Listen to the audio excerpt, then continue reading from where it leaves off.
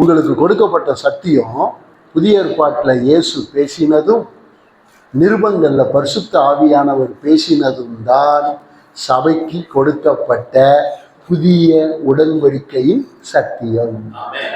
இப்போ உங்க பைபிள் சொல்லுங்க எதுன்னு.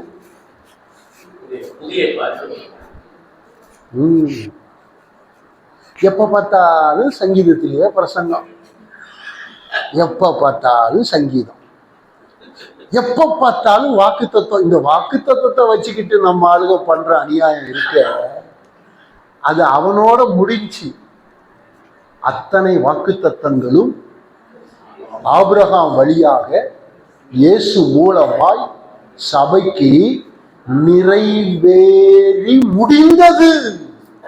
நிறைவேறி இப்ப போய்கிட்டு இன்று முதல் நான் உங்களை ஆசீர்வதிப்பேன். அப்ப நேத்து செத்தா கிடந்தேன்னு கேட்கிறேன். அந்த வசனத்தை எடுத்து எல்லாருக்கும் அனுப்புறது. இன்று முதல் நான் உங்களை என்ன செய்வேன். அப்ப நேத்து என்னவா நடந்துச்சு? கர்த்தர் உன் போக்கையும் ஆசீர்வதிப்பார், உன் வரத்தையும் ஆசீர்வதிப்பார். இந்த மாத வாக்கு தத்துவம். மற்ற எல்லாமே உனக்கு சாபம், இது ஒண்ணுதான் உனக்கு லாபம். இது எல்லாமே உனக்கு சாபம், இது ஒண்ணுதான் உனக்கு லாபம். அப்படியா? நான் சொல்லட்டுமா? ஒவ்வொரு நாளும் நூற்றுக்கணக்கான வாக்கு தத்தங்கள் உங்கள் வாழ்க்கையில் நிறைவேறிக் கொண்டே இருக்கிறது.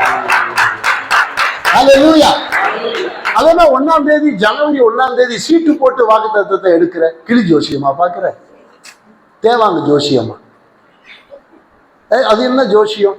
ஆண்டவரே நல்ல வாக்கு தத்தம் தாரும் ஆண்டவரே, நல்ல வாக்கு தத்தம் தாரும் ஆண்டவரே. அப்படி ஒரு சீட்டு எடுக்கிறது.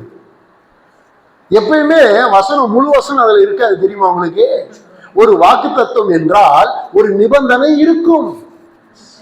நிபந்தனை இவங்க கட் பண்ணிடுவாங்க. அந்த ஆசீர்வாதத்தை மட்டும்தான் இந்த சீட்ல எழுதி வச்சிருப்பாங்க. உன் தேவனாகிய கர்த்தரையே நீ சேவிக்க கடவாய், அப்பொழுது அவர் உன் தண்ணீரையும் உன் அப்பத்தையும் என்ன செய்வாய்? உன் அப்பத்தையும் உன் தண்ணீரையும் ஆசீர்வதிப்பார். அது மட்டும் கட் பண்ணுவாங்க. உன் தேவனாகிய கர்த்தர் ஒருவருக்கே ஆராதனை, அதை விட்டுருது. விசுவாசி அப்படித்தான் இருக்கிறான். நோ, 3000க்கு அதிகமான வாக்கு தத்துவம் ஆபிரகாம் மூலமா யூதர்களுக்கு வந்தது. பழைய ஏற்பாட்டில் 3000 வாக்கு தத்துவம் இருக்கு. நான் சொல்றேன், அத்தனை வாக்கு தத்துவமும் இலவசமா உங்க லைஃபுக்கு கர்த்தர் மொத்தமா கொடுத்துட்டாரு. இன்னைக்கு எத்தனை வாக்கு தத்துவம் உங்க வாழ்க்கையில நிறைவேறி இருக்குன்னு இப்ப நான் ப்ரூவ் பண்ணுவேன். உங்கள் கால் சறுக்காமல் இருப்பது கர்த்தருடைய சுத்த. இன்னைக்கு யாராச்சும் வலிக்கு விழுந்தீங்களா?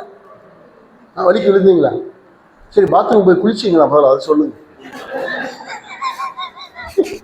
இப்ப பாத்ரூம் போய் குளிச்சிங்களே, வலிக்குச்சான்னு கேட்கிறேன். காலு வலிக்கல, அப்ப வசனத்தின்படி கர்த்தர் தாங்கினாரா இல்லையா? நீ சம்பூர்ணமாய் சாப்பிட்டு திருப்தி அடைவாய். இன்னைக்கு சம்பூர்ணமா சாப்பிட்டீங்களா? இல்ல பிச்சை எடுத்து சாப்பிட்டீங்களா?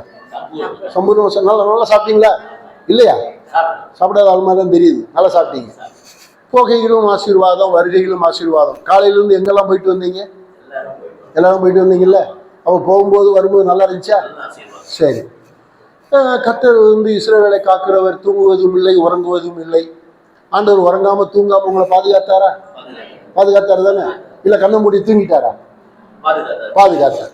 கட்டாயம் உங்களுக்கு அவர் என்ன செஞ்சாரு? பாதுகாத்தார். ஓகே. நீ சமாதானத்தோடு படுத்துக்கொண்டு நித்திரை செய்வாய். நல்லா தூங்குனீங்களா?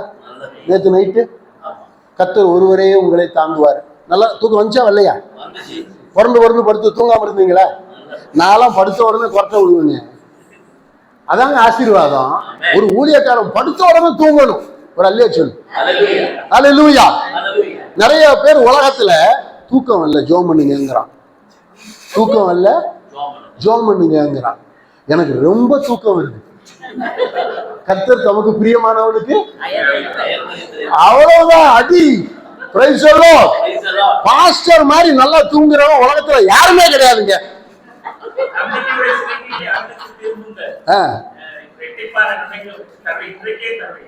அப்ப இன்னைக்கு நன்மையை கொடுத்தாரா? நன்மையினால் உன் வாயை திருப்தி ஆக்குவேன். இன்றைக்கு நல்ல காரியம் இயேசு செஞ்சாரா செய்யலையா? உண்மையை பேசு. ஏங்க நீங்க நினைக்காமலேயே உங்க லைஃப்ல என்ன நிறைவேறிக்கிட்டு இருக்கு? வாக்குத்தத்தம் என்ன செஞ்சுக்கிட்டு இருக்கு? அப்புறம் எதுக்குங்க ஒரு வருஷத்துக்கு ஒன்ன கொடுக்குறீங்க? ஒரு நாளைக்கே 200 நிறைவேறுதுங்க. நீங்க வருஷம் முழுசும் அவனை போய் பைத்தியக்காரனாக்கி அவனுக்கு ஒரு வசனத்தை கொடுத்து அவன் அந்த ஒன்ன பிடிச்சுக்கிட்டு, ஆண்டவரே இப்படி சொன்னீரே செய்யுங்க, ஆண்டவரே இப்படி சொன்னீரே செய்யுங்க, ஆண்டவரே நான் உன்னை வாழாக்காமல் நான் உன்னை தலையாக்குவேன்னு சொன்னீங்களே, என்ன தலையாக்குங்க தலையாக்குங்கன்னா கர்த்தருக்கு ஸ்தோத்திரம். நீயோ கடன் வாங்காதிருப்பாய். அத்தனை விசுவாசியும் கடன் வாங்குவான். அந்த வாக்குத்தத்தை எவனுக்கு போகுதோ அவன் கடல்ல அந்த வருஷம் சொத்தவே வித்திருப்பான். பாஸ்டருக்கு தெரியாது. ஓகே, இப்ப நம்ம பைபிள் நிருபங்கள் பாவ நிவாரண பலி ரோமன்